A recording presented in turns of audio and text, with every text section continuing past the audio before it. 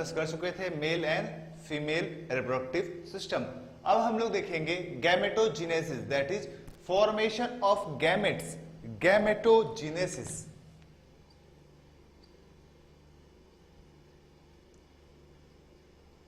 Gametogenesis का कहने का मतलब ही है मींस गैमेट का generation, that is formation of gametes is called as formation of gametes is called as gametogenesis। Gametes दो टाइप का होता है, एक मेल गैमेट, दूसरा फीमेल गैमेट। मेल गैमेट जो है उसको हम लोग बोलते हैं स्पर्म, और फीमेल गैमेट है जिसको हम लोग बोलते हैं ओवम या oocyte, ओके, या एग सेल। फीमेल गैमेट का तीन नाम है, ओवम, oocyte या एग सेल, और मेल गैमेट का नाम है स्पर्म। मेल गैमेट का जो फॉर्मेशन होगा, स्पर्म का जो फॉर्मेशन होगा, उसको, उस प्रोसेस को हम लोग बोलेंगे स्पर्मेटोजेनेसिस।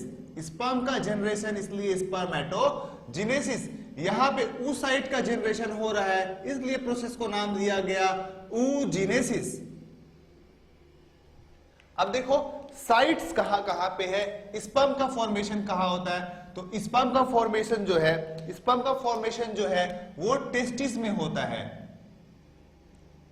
स्पर्म का फॉर्मेशन कहां होता है, टेस्टिस में। इस यहां पे स्पर्म का फॉर्मेशन टेस्टिस में हो रहा है, इसीलिए टेस्टिस को हम लोग बोलते हैं क्या, primary male sex organ, primary sex organ of male, primary sex organ of male या गोनड ऑफ मेल। दूसरा वही ओवम, oocyte या एग सेल का फॉर्मेशन होता है कहां पे, ओवरी में।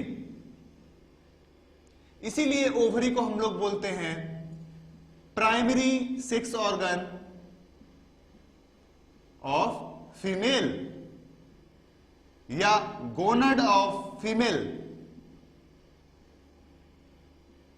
इस प्रोसेस के लिए, गैमेटोजेनेसिस के लिए एक हार्मोन रिस्पॉन्सिबल होता है, एक हार्मोन्स का दरकार पड़ता है, एक स्टिमुलस का दरकार पड़ता है। वो स्टिमुलस है FSH, फॉलिकल स्टिमुलेटिंग हार्मोन। अगर ये मेल में है तो वो स्पर्मेटोजेनेसिस को प्रमोट करेगा, हेल्प करेगा, और अगर ये फीमेल में है तो oogenesis को ये स्टिमुलेट करेगा। ओके, तो गैमेटोजेनेसिस हुआ क्या, it is the formation of gamete. ये दो टाइप्स का होगा, अगर स्पर्म का या मेल गैमेट का फॉर्मेशन हो रहा है तो उसको हम लोग बोलेंगे स्पर्मेटोजेनेसिस। कहां पे होगा, टेस्टिस में होता है। दूसरा है अगर oocyte या ओवम का फॉर्मेशन हो रहा है उसको हम लोग बोलते हैं oogenesis।